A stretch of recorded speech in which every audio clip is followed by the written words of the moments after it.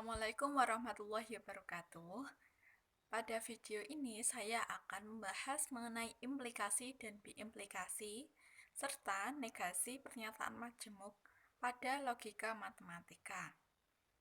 Yang pertama, implikasi dan biimplikasi.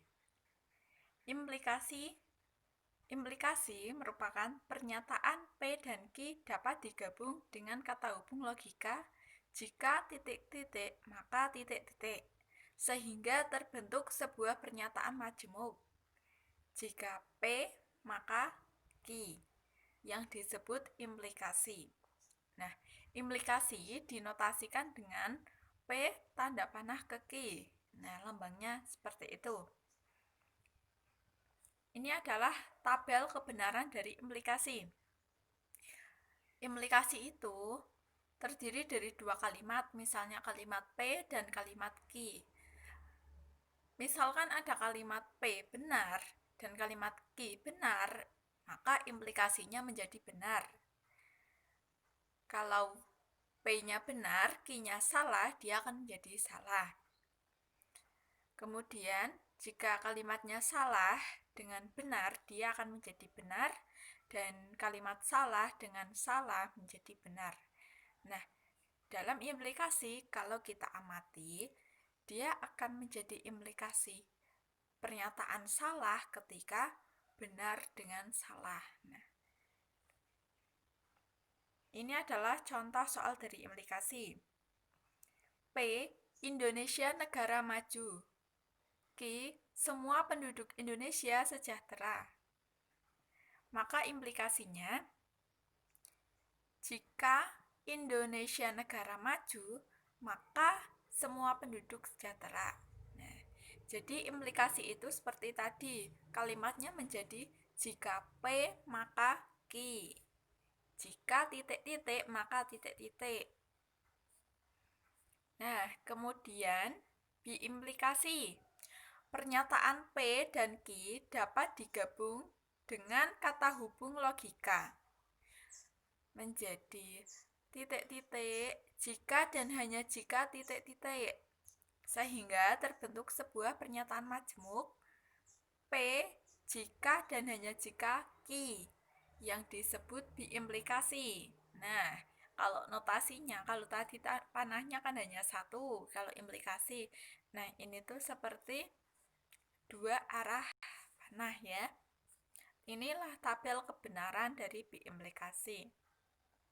Benar dengan benar menjadi benar, benar dengan salah menjadi salah, salah dengan benar menjadi salah, salah dengan salah menjadi benar.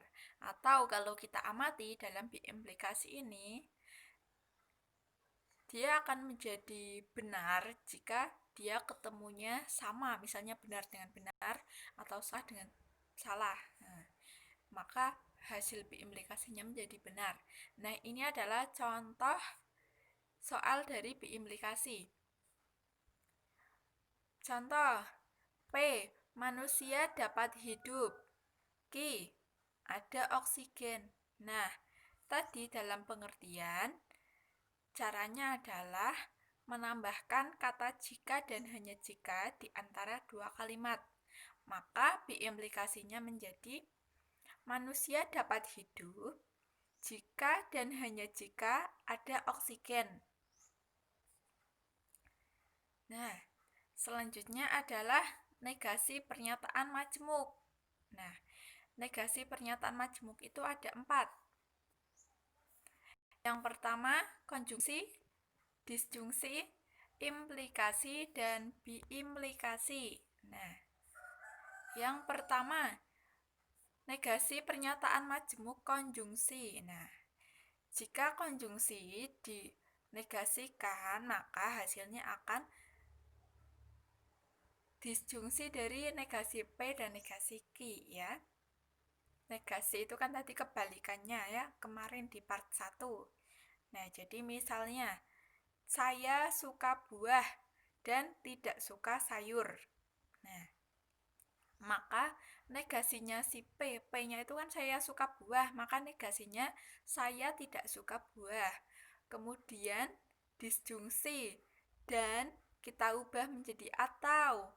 Nah, lalu yang Ki tidak suka sayur dinegasikan jadi saya suka sayur.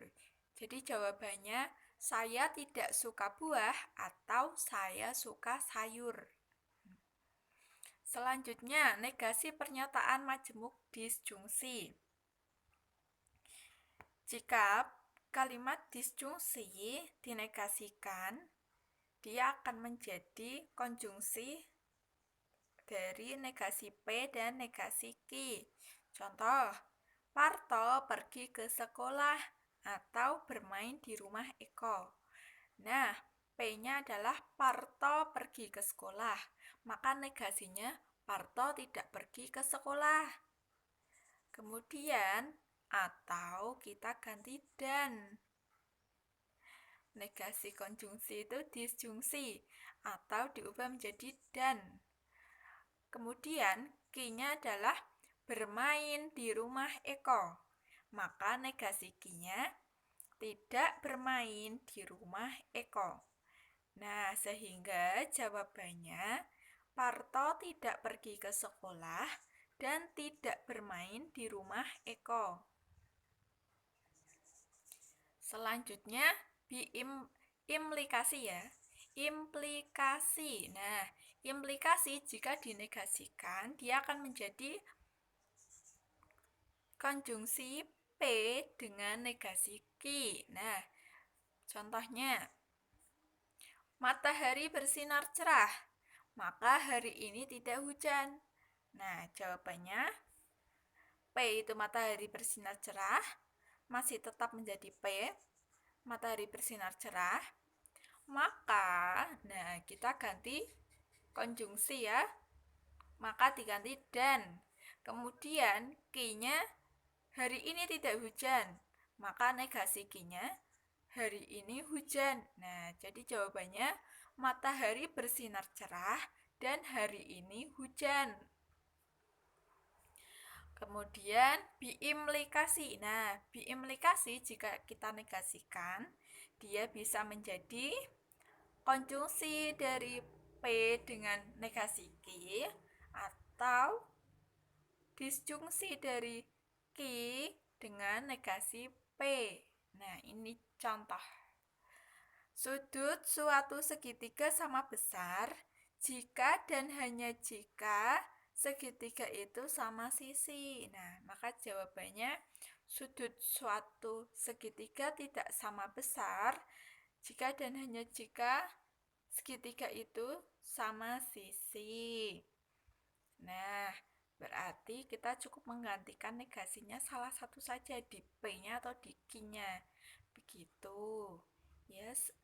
Sekian video ini, semoga bermanfaat. Terima kasih. Wassalamualaikum warahmatullahi wabarakatuh.